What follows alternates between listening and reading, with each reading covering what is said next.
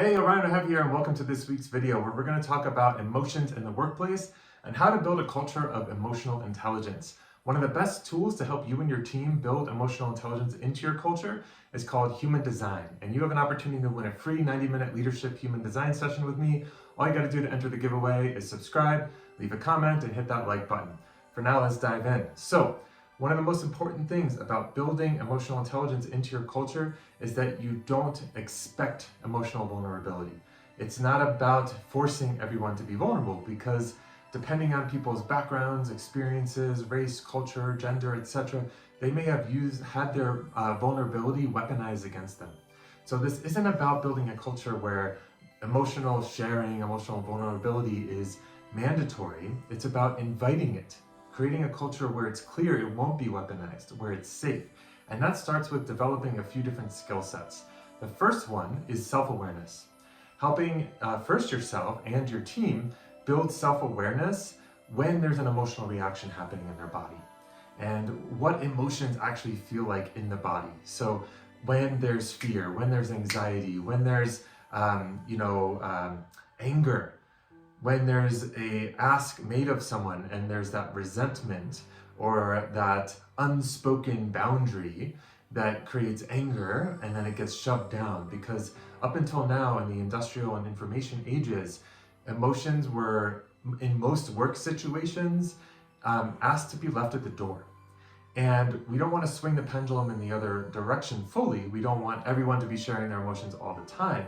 This is a nuanced ground where people realize they can bring their whole self and acknowledge that they're having an emotional reaction without projecting it or blaming someone else for it, and being able to take that personal responsibility, which is number two, taking personal responsibility. So number one, self-awareness. Number two, personal responsibility, and separating intention from impact.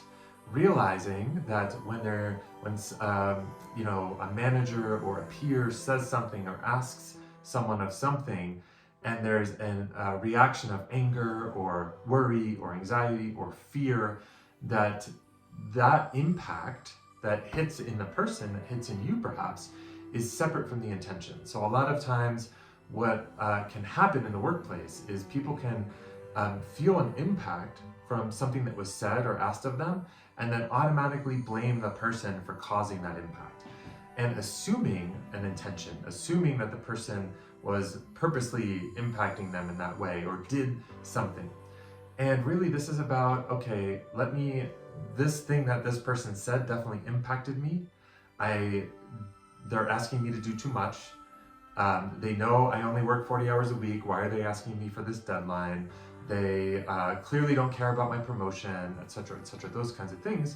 To notice the anger, notice the worry, notice the fear, notice the grief, whatever it may be that comes up, and separating it from assuming the intention. So that's step two. And then step three is, now what do you do with that? So you're aware of an emotional response happening in the body. You're not reacting to it. You're pausing to separate intention from impact. Now it's about sharing the impact and taking responsibility for the emotion. And again, this is the second part of personal responsibility, really, where it's building into a culture where people can notice, hey, when you did this or said this, I felt really angry.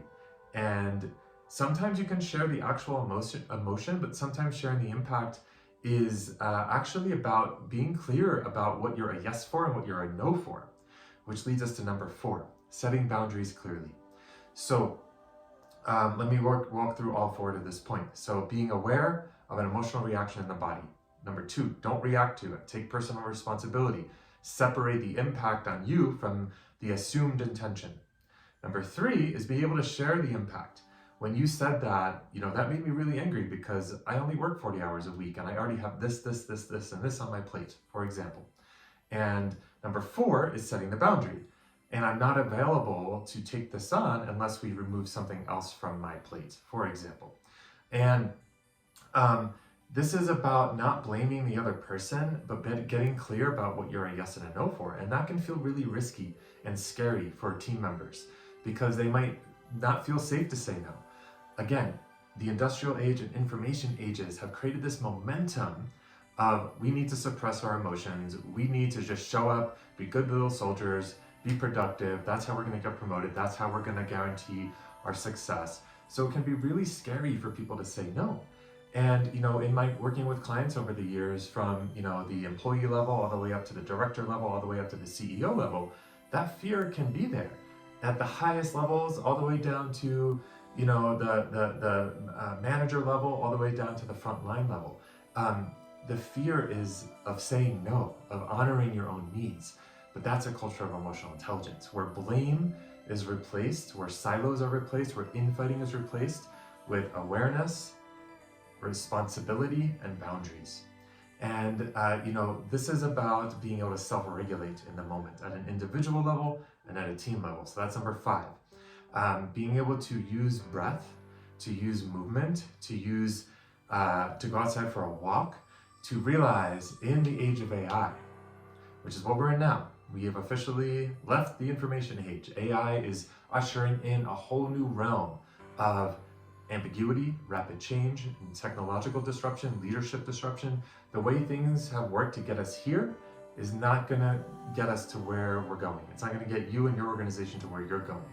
In order to innovate, to be the one driving the change, not reacting to the change, you have to build into your culture the ability to not react to external disruption, to be able to notice fear, notice anxiety, notice anger, not act out of it, but to slow down, self-regulate, and get back to a clear place to notice, okay, that made me angry, what do I actually need here? And to speak up that boundary. Even in the fear of, well, this might mean that they're gonna let me go, or this might mean, etc., that I'm not gonna get promoted.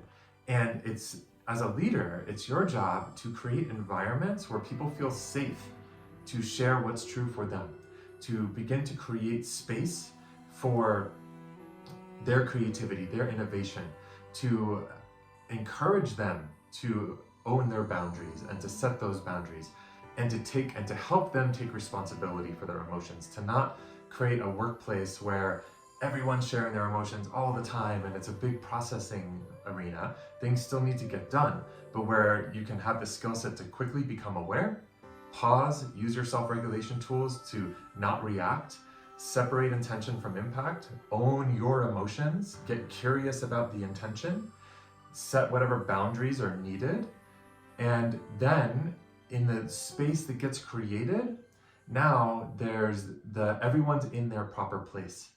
Everyone has been able to share, the emotions aren't festering, they're not shoved under the surface, which then come up to create infighting and silos and judgment and blame and all these things. All that resistance is removed so you can operate as a high-functioning, high-performance, high-effectiveness team. Because in the age of AI, conformity is being replaced by creativity, efficiency is being replaced by effectiveness.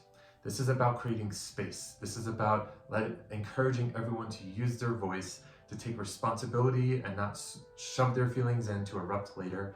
And that way, when everyone is playing their part and all the relationships are clear, that healthy tension that emerges, the healthy tension of setting proper boundaries, can allow diverse perspectives to create tension that emerges into innovation. So you and your organization are driving change, not reacting to it. Creating a culture of emotional intelligence is creating a culture of driving innovation rather than reacting to the disruption of others' innovation. Hope this video was helpful. Again, there's a giveaway every 500 subscribers. We give away a free 90-minute human design leadership session. All you gotta do to enter the giveaway is subscribe, leave a comment, hit the like button. I've given these to over 500 leaders and executives over the last 10 years. There's no tool like human design to help you tap into the wisdom of your body, the wisdom of your emotions, the wisdom of your energy, to help you make decisions, to help you set boundaries, to help you know where to put your energy. And when you and your team start all doing that correctly in your own unique ways, the latent genius and innovation of your team can come up to the surface. So I hope you enter the giveaway. I hope to do a reading with you soon, and I hope you're having a wonderful day.